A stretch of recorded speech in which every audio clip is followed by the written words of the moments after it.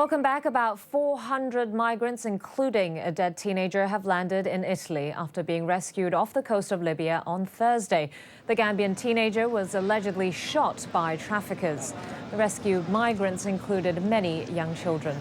Humanitarian groups have been under fire in Italy recently, with the government now probing possible ties between NGOs and people smugglers. The NGOs have strongly denied the accusations and continue to urge for more action to help the migrants. I'm sad that Europe is failing and is not taking responsibility of this humanitarian catastrophe that is unfolding in front of our eyes. Ethical and moral action need to be taken by our politicians. To elsewhere, Syrian government forces and rebels clashed in the city of Hama shortly after the Russian-led agreement to establish de-escalation zones in Syria came into effect. The deal between Russia, Iran and Turkey was announced yesterday. The Russian Defense Ministry explained this means the use of weapons are banned in all of Idlib province and parts of Aleppo, Latakia and Homs. But Russia's air force will continue striking Islamic State elsewhere in the country. The agreement is intended to halt conflict in certain areas between Syrian government forces and rebels. Staying in the region, Iraqi forces pressed further into Mosul from the north on the second day of a new push to speed up efforts to dislodge IS. Saskia O'Donoghue reports.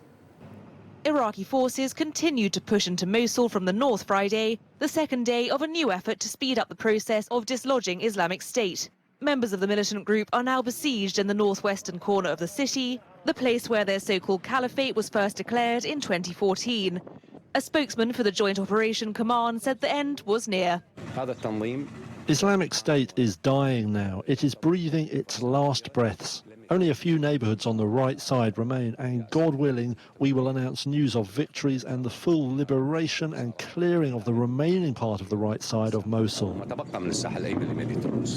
Footage taken by a drone over the northwestern suburb of Masherfa showed the militants have scant defences there. The spokesman telling Reuters that the militants didn't have time to make barriers and that the advance of the Iraqi forces had been swift. On to the U.S., where President Donald Trump said in his weekly address that repealing Obamacare will be a, quote, big win. This after the House of Representatives passed legislation on Thursday to overturn much of the former president's signature health care law. The measure, opposed by Democrats, now faces a big hurdle in the Senate, where Republicans hold a slimmer majority. White House spokeswoman Sarah Huckabee said the Senate will likely make changes to the new bill, but expects its principles to be retained. Meantime, she's also had to clarify that there are no plans to adopt Australia's healthcare system after comments Trump made to Australian President Malcolm Turnbull. On the big principles. We have a failing healthcare. I shouldn't say this to our great gentleman and my friend from Australia, because you have better healthcare than we do. We're going to have great healthcare very soon. I think he was simply being complimentary of the Prime Minister, and I don't think it was much more than that. 2 black students are suing a Pittsburgh school district, claiming their high school has a pattern of using excessive force. Alva French reports. 2 Pittsburgh teens filing a lawsuit this week against their school district and police for the use of excessive force at a high school. In one incident, video released earlier this week shows a school resource officer putting a student, Ahmad Williams, in a headlock. Later, the video shows Williams being held down with the help of a man identified as the school principal, then being tasered by the officer. Picture speaks 1,000 words, and that picture clearly does. This picture clearly does. Then a video has to speak 1,000,000. That's Williams' lawyer, Todd Hollis, who is also representing another teen, Quayshawn Wade, seen being restrained by 2 police officers in this April video. The lawyer says the student was later punched in the face. Hollis saying both videos show a pattern of abuse against black students. He's also representing a 3rd student. School officials saying these are isolated incidents over several years that don't show systematic targeting. The Woodland Hills School District says it's cooperating with the Allegheny County prosecutors, who are investigating the claims for possible criminal charges. And time now for the latest from the world of sports.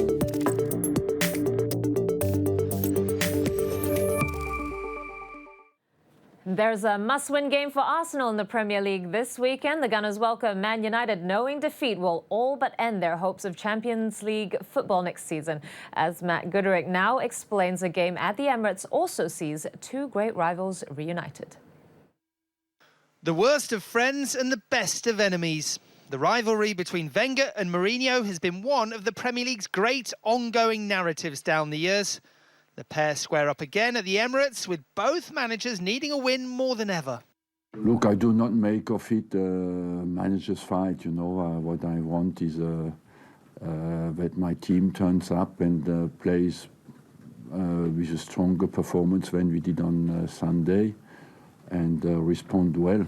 Well, they need to respond well between now and the end of the season. The Gunners are in serious danger of missing out on Champions League football for the first time in 2 decades. For years, Arsenal v United meant a battle for the title. These days, it's 6 v 5th, and both scrapping for a top 4 finish. It just shows that, you know, that everybody has moved up, and that the number of clubs who can fight at the top is bigger this season, and that the difference between the teams is smaller. And as soon as you're not at your best, you lose. You can lose anywhere. We have seen it again over the weekend. We lost at Tottenham, yes, but of course Tottenham has had a good season this year. But City played a draw at Middlesbrough. Man United played a draw against Swansea. That shows you as soon as you're not at your best, you can drop points. Jose Mourinho has suggested that United's best route to next season's Champions League is winning the Europa League. They're 1-0 up against Celta Vigo after winning Thursday's first leg of their semi-final.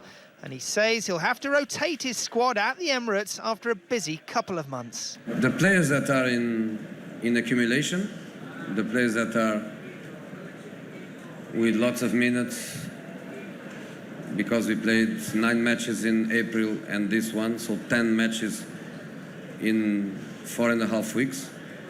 The players that are in accumulation, they are not going to play next weekend. Wenger's teams have played Mourinho's 12 times in the Premier League, but never won. Arsenal need it to be lucky 13, or the season really is over.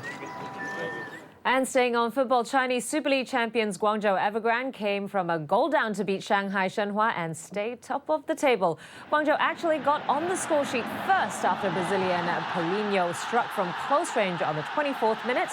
Some dodgy keeping allowed Gustavo Poyet's side to get back in the game, though, before Obafemi Martins capitalized on a defensive error to make it 2-1 to Shanghai. Super sub Yu Hanchao then turned the game back around in the second half with a brace, giving coach Luis Felipe Scolari plenty to celebrate. 12 swimmers from around the world braved the strong currents of the Pacific Ocean as they crossed the invisible borderline dividing Mexico and the U.S. No medals were giving out, though. It was an exercise in humanity. The cross-border swim raised funds for the Colibri Center for Human Rights, a group that helps individuals whose family members died while crossing the U.S.-Mexico border. Finally, something for the adventurous drinker. Danish brewery is producing a novelty beer made from 50,000 litres of, wait for it, urine. Yes, you heard right. Collected from Roskilde, the largest music festival in Northern Europe. Not to worry, the Pilsner beer, a wordplay combining Pilsner with a slang for urine, contains no human waste. It's produced from malting barley fertilized with human pee rather than traditional animal manure or factory-made plant nutrients. Denmark's Agriculture and Food Council, which came up with the idea for what could be the ultimate sustainable hipster beer, has named the concept beer cycling. About 4 years ago, we converted into organic. So all our beers are organic today, and we thought it would be a great idea also to go into recyclable beer. So we want to test our brewers and to test our opportunities to make a recyclable beer. So yes, that's why. Now that really takes being sustainable to a different level. And apparently, according to the report, it is quite delicious, that beer, but I have yet to try it. But that's it for this edition of ViuTV News. Thanks for joining us this evening. Join us again tomorrow for an update on the stories that are shaping your world. I'm Diane. This is ViuTV News. Thanks for joining us. We'll see you tomorrow.